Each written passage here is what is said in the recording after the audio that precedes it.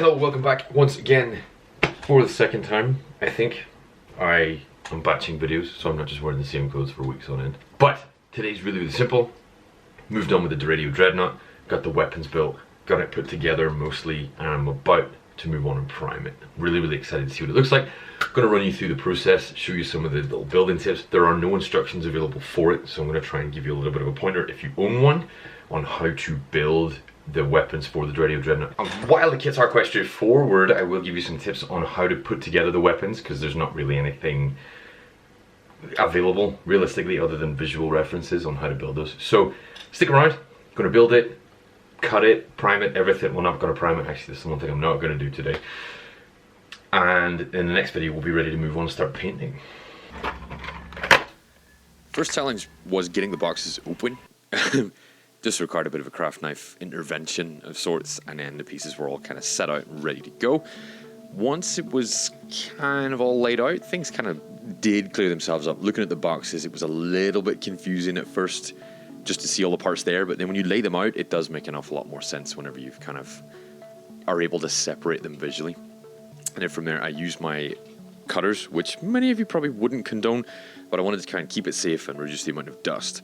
Just worked my way through all the pieces until they were all cut, and then I moved on to trimming and just correcting any mistakes or any little lines that were left behind, or bits of mold that weren't caught by the clippers.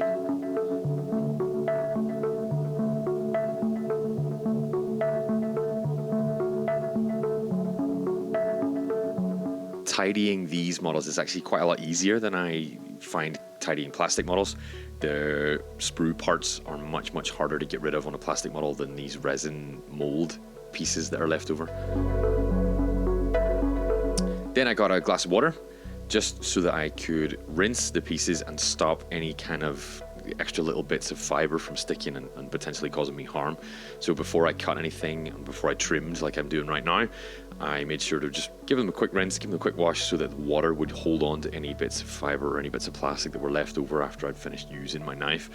Basically then I used the back of the craft knife as well, just to sort of carefully get rid of any little breaks in the mold or any slip lines that were present, because I know that it's quite common with resin models.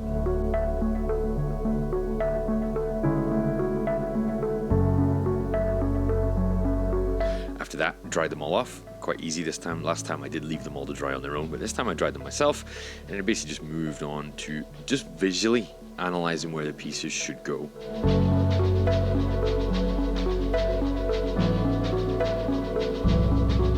Always made sure just to use a wet towel or something to wipe away the leftover bits of resin, again just to avoid causing myself any harm. And then from there, it was quite easy to see where the pieces go. See, visually, you don't start gluing until you know where things go. Things fit together and they pop together and they hold quite well, like you can see there.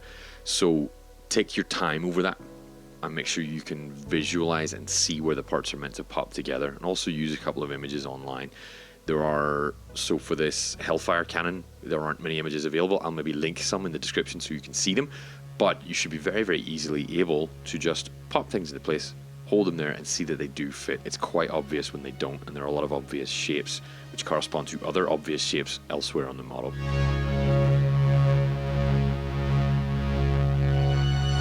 From then on, just a basic sort of process of gluing everything into place and trying to leave the limbs separate from the body in the end.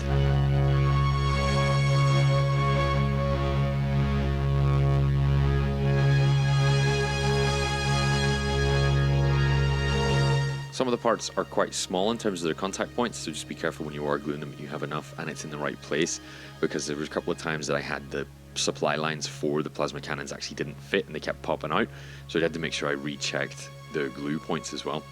I also did, you can see me here checking a couple of visual references online too.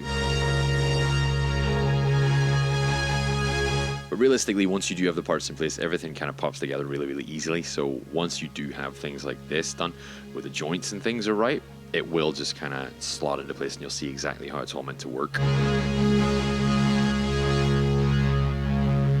Then it was on to the shoulder cannons, which were again just the exact same process. This one's actually a lot easier to visualize. So once you get the parts out of the box, you can quite easily just bum right the way through the process. There's not an awful lot of complication here. So I went through the same thing of just the quick rinse, the quick clean, And then I just went through, the parts really obviously fit together. The only thing that caused me any trouble was, you see just next to the glass, there's the mount where the rotational points are. That gave me a little bit of trouble. I had to carve part of that out and then carefully push the parts through, so two pieces of the struts slide through that into one another. You'll see towards the end how that looks, but that causes a little bit of friction. So if you want any motion in the model, you're going to have to file that out. And again, if you're filing that out, make sure you're wearing a mask and looking after, you know, your respiration and you're protecting your airways. But you can see here, yeah, this is when I'm filing the inside of it out and then getting it ready to slide those other parts through. I did make sure that it was quite wet, and I was wearing a mask myself, just so that none of the fibers and none of the excess resin got into my nose, basically.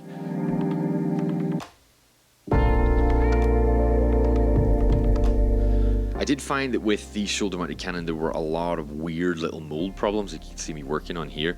Some strange kinds of, it wasn't slip, it was just like bad molding, basically. I had to carve little bits of the edge off, which again required more water and more focus. So just be mindful of that sort of thing. I will have to use green stuff to fix some of the areas where air bubbles were in as well. So quite a lot can go wrong with this from my experience.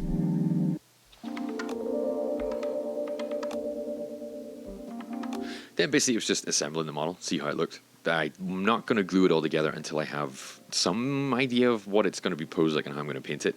But I'm honestly so impressed with how this looks. It's so imposing and so powerful. There's a real sense of presence with it, and it comes together so well, and the detail is really nice. You do notice with resin models, I mean plastic models are getting better, but you do notice with resin now that things are much more detailed than they would be otherwise. And then basically all I did at the end was take the parts separately again, go over them with some green stuff, which I will then file into more cohesive shapes later.